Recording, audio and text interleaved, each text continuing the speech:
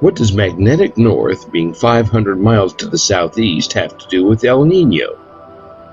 And we're going to cover why El Nino is a joke and didn't cause any of this. We're going to cover why the eastern states are drowning and the coast is toast. We'll cover quakes, global tectonic motion, the New Madrid Fault. I don't have time to cover what's with all the fracking quakes. There are no fracking quakes. It's injection wastewater wells. Yeah, that's the pitchforks and torches. No, it's not the injection water wells either. Turn on the USGS hazard map, and oh look, that's where all the earthquakes are. Smack dab in the middle of the Wabash Fault Zone, which, BTW, sits right next to her big sister, the New Madrid Fault, larger than the San Andreas Fault and the Cascadia Subduction Zone combined.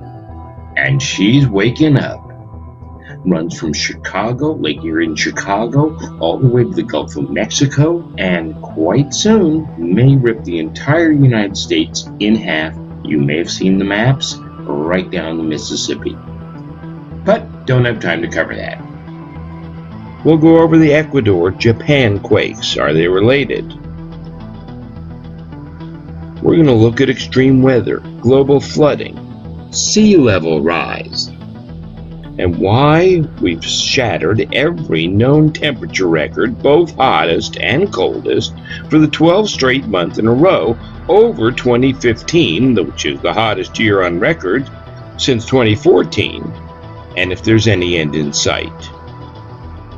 What does some ice in Siberia have to do with the 6th mass extinction event we are now in? And how long Earth will be able, at this ever-increasing rate of all these, be able to sustain human, plant, and animal life? And why didn't anyone know this was coming? And if they did, who knew? And why didn't they tell us? And if they did tell us, how come we haven't heard about it? Why, you'd have to be a master shaman to navigate all these signs. Well, you're in luck.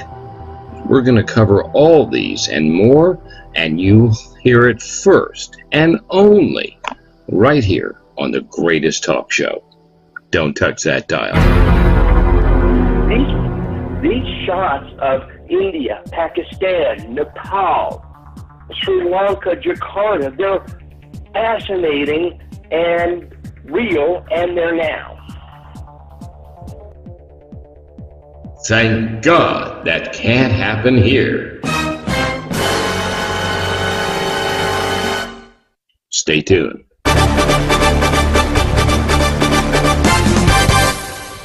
The East Coast of the United States is drowning. Fantastic flooding in West Virginia. At the same time, Oklahoma, 9 counties, state of emergency. Louisiana, losing a football field of land every 48 minutes. St. Louis, Missouri. Phoenix, Arizona. Houston. We do have a problem. And while the eastern U.S. is drowning, the West Coast is burning. Both ways. Literally, we're on fire. And triple digits. A mere couple of weeks ago, mid-June 2016, magnitude 5.2, Borrego Springs, California, 20 miles south of where I'm currently sitting, along the San Jacinto fault line. A wake-up call of the immense pressure on the western coast of North America right now, a lot of it from the Ecuadorian quakes, the Chilean quakes, the motion of the South American plate, and we'll cover that. It was such a jolt, I sprang to my feet, claws in the ceiling, ready to grab my bug-out bag. But listen, 15 miles north of Borrego Springs, the San Jacinto Fault dead ends, pun intended, smack dab into the San Andreas Fault Zone, 10 miles east of where I'm sitting. Of course, it takes 3 hours to get there on these freeways. So here I am, front row seat. And, as you know, I look at both sides. I'm not high in the Rockies anymore, but I am farther away from Yellowstone. See, maybe that's my silver lining. And now I am sitting on top of the San Andreas Fault. I think it's because I used so many San Andreas scenes in my films. Universe says, hey, how about a front row seat and some beachfront property? So we'll get to that point where it's a big thing, you know, when California falls in the water, and you ask any geologist, it's not if, it's just when. This quake lasted 11 minutes and spawned a tsunami 82 feet high that leveled Hilo, Hawaii, 8,000 miles away. 8,000 miles away.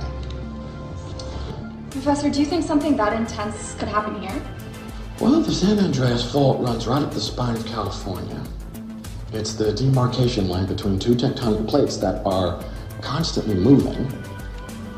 And add to that the fact that it's supposed to happen every 150 years, and we're about 100 years overdue.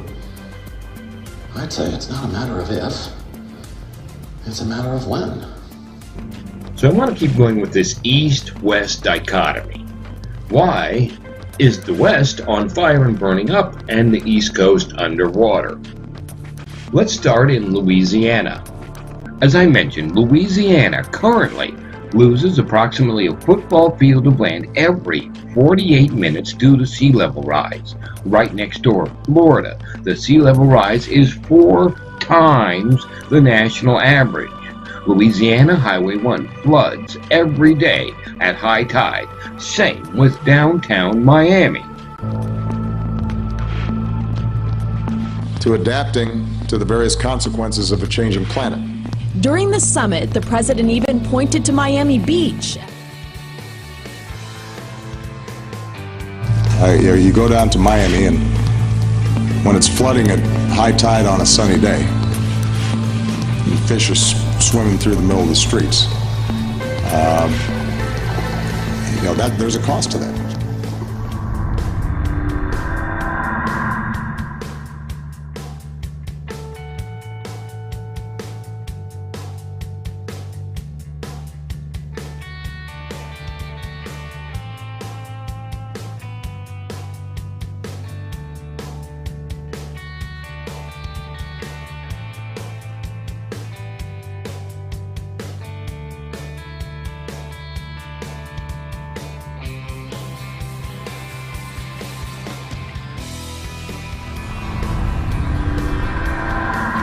These shots from 1932, this is what it used to look like. Here's what it looks like now. 1932, this is what it used to look like. This is what it looks like now. They've even had to change their road signs.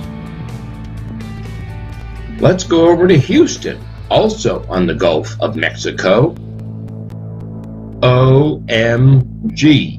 Not just once, twice, third year in a row.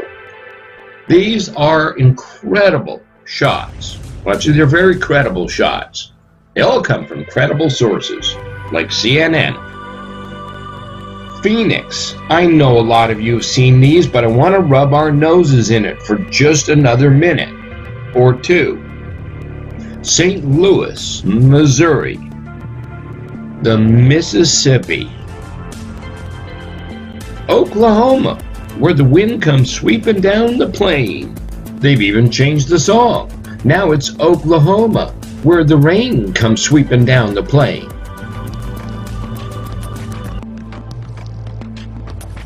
To help explain what's going on from Louisiana up, I'm going to cover Heliophysics 101. Ain't nobody got time for that!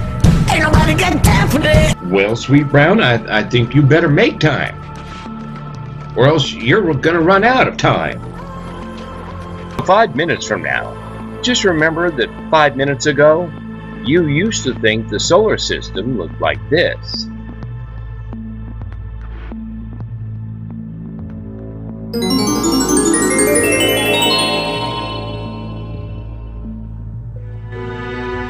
Ancient scholars who observed precession of the equinox provided a simpler explanation than a wobbling Earth. They said that our sun curves through space, moving in a great orbit of its own, pulling the Earth and other planets along with it. Search your feelings. You know it to be true.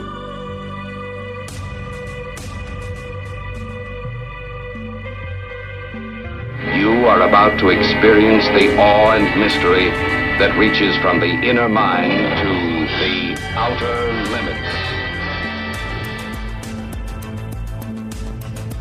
As a professor of heliophysics here in Colorado, I remind people about heliophysics as a heliophysician and heliophysiognomy and heliophysiology, which says, we all know we spin at approximately, the Earth rotates approximately 1,000 miles an hour spinning around. Meanwhile, rotating around the sun about 70,000 kilometers per hour, about 50,000 miles an hour, but the sun isn't stationary, is it? No. You know the current solar system model, the sun and all the planets rotating around it. Yes, well, but we all know the sun isn't stationary, but we don't put this in the picture of us with the sun in the middle and us just lazily orbiting around this sun. But the sun is shooting, and it's like a rocket ship.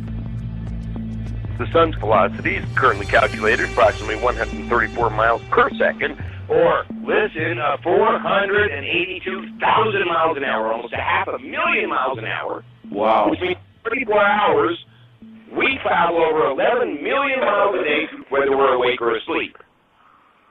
That's heliophysics, which means we will have gone 1 million miles since we started this call. 500,000 miles the sun goes, shooting through the universe, through the Milky Way, towing us, spinning at 1,000 miles an hour, rotating around the sun at 50,000 miles an hour, but it's being dragged along by the sun at 500,000 miles an hour. So in other words, we are right now, this instant, approximately, 500-600 miles farther away than when I started this sentence. That's pretty wild. Mark, this is really fascinating.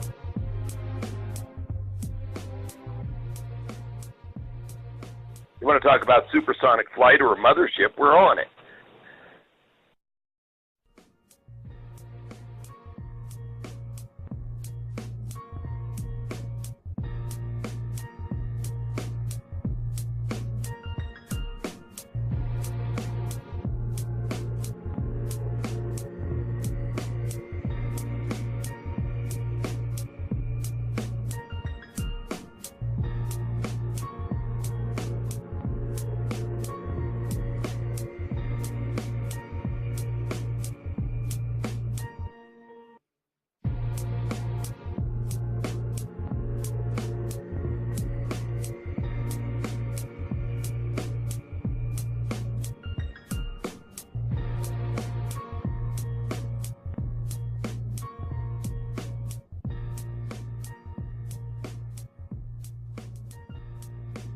Heliophysics 101 in 5 minutes or less.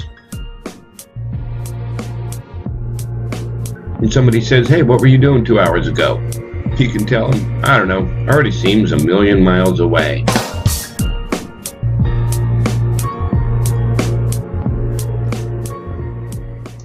Just a quick nod to all the flat earthers here, and you're perfectly welcome too. I entertain all ideas, and it's actually quite convincing.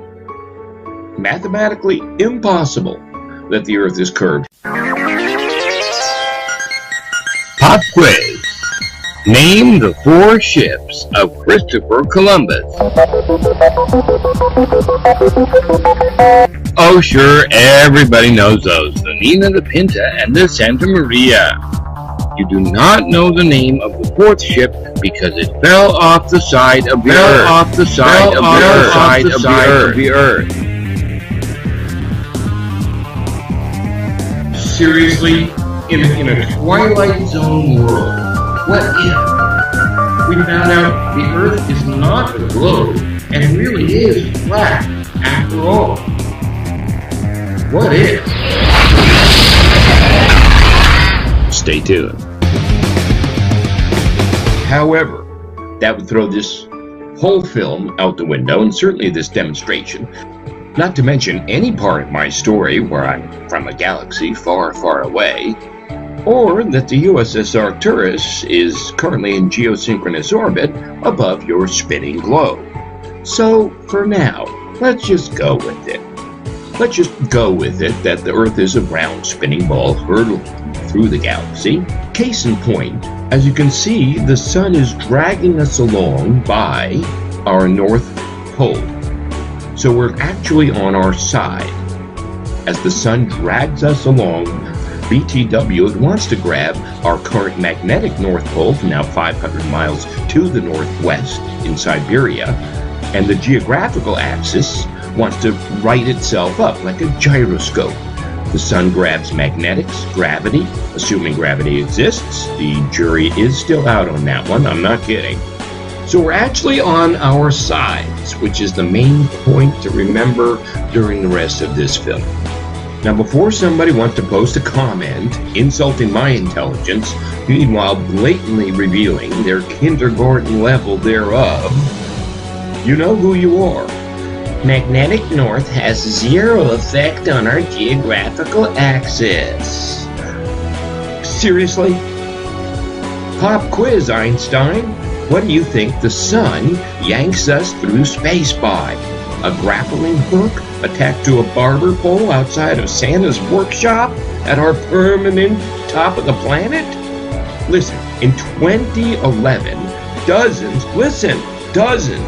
of airports had to shut down because airplanes couldn't land on runways which were no longer where their instruments said they were, because in 2011 the magnetic North Pole shifted 40 miles that year. I'm going to back up just a moment because there's a lot of talk about polar shifting. I would like to state for the record, the poles are not going to shift. Just ask CBS or CNN, they'll tell you the poles aren't going to shift. That's because they already have. Which is why dozens, listen, in 2011, dozens of airports had to close down because airplanes couldn't land on runways which were no longer where the instruments said they were, because the North Pole shifted 40 miles that year. Dozens of airports had to close and recalibrate their instruments, but the poles aren't shifting. In 2013, last year, North Pole racing a mile a day towards Siberia. Wait a minute. In 2011, it moved 40 miles. In 2013, 365. This is exponential. This is more than it's moved since they started tracking magnetic North Pole in the late 1800s, when that guy with the mush dogs discovered the magnetic North Pole up there. Well, it moved, short 10, 20 miles over 70 years now. 365 years, that was last year.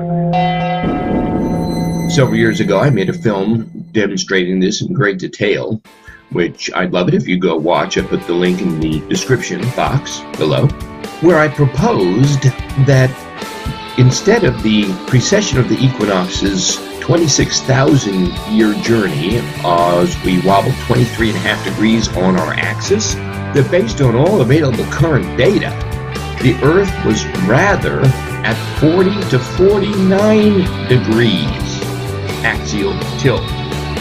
That the Earth is currently in a heliophysical axial flux, and how this could possibly explain every single anomaly currently happening on planet Earth. So, as moves magnetic north, which is now in Siberia, this also shifts the bottom, which is Antarctica. Okay? So now, just using 365 and 40 miles, the North Pole moved reportedly in 2011, 365 in 2013. That's 405 miles towards Siberia. And it's showing no sign of slowing down. Now, when you drag the top of the planet from the North Pole, the Barber Pole, north 405 miles towards Siberia, that means now everything on the other side, including Alaska, is now how many miles farther south, 405 miles, using this example, correct? Correct. This would give Alaska a record heat wave in the winter, similar temperatures to those of Arizona. Then you would have San Francisco, now 405 miles south, which would put you right at San Diego, where the tuna crabs used to swim, and the sea slugs that are washing up. This would put the Oregon sea lions, the California sea lions in Oregon, 405 miles south, back in the San Francisco Bay. The current axial tilt of the Earth is calculated approximately 49 degrees. Okay, out of 360, you might go, well, big deal, Marco. That's only an extra 26 degrees. 26? That's more than double our normal tilt that takes 26,000 years. And in 3 years, we've more than doubled our tilt. This answers every single question that they won't tell you on mainstream news. There's not one of these issues that isn't attributable to where you live is now in a different place than where you used to live. Stay tuned. Now, a lot of people didn't like my explanation of how the sun was trying to grab magnetic north, thereby pulling us off our axial tilt, which is as bad as arguing about global warming versus climate change. Is it man-made or is it natural? Meanwhile, happening all around us, and the point is that something's happening. Even the UN agrees with that. 2014, they came out with their climate change report after years of study and millions of dollars, and it was 2 pages long. I have the cover right here, and it said 2 words. We're screwed. We're screwed. We're screwed. We're screwed. We're screwed. We're screwed.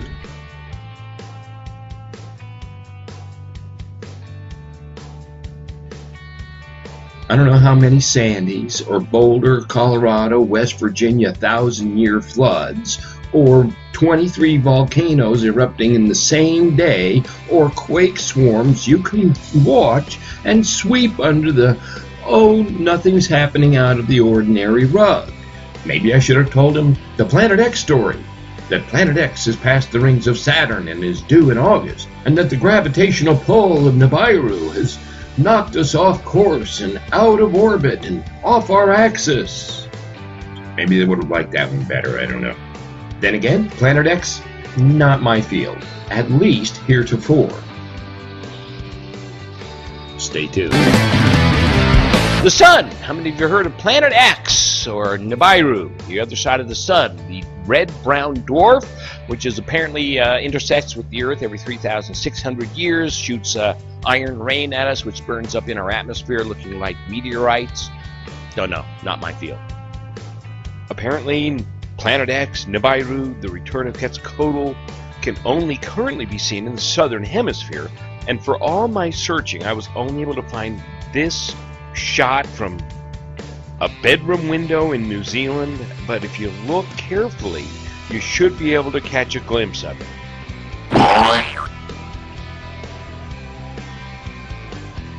However, as I mentioned, I entertain all ideas, and just in the past month, I've seen some very convincing photos and films coming mostly out of the southern hemisphere. Of course, Project Wormwood in Antarctica, some of the webcam footage from the government's webcam. Of course, then they always shut it off and have technical difficulties. But it certainly looks like there's something strange in the sky.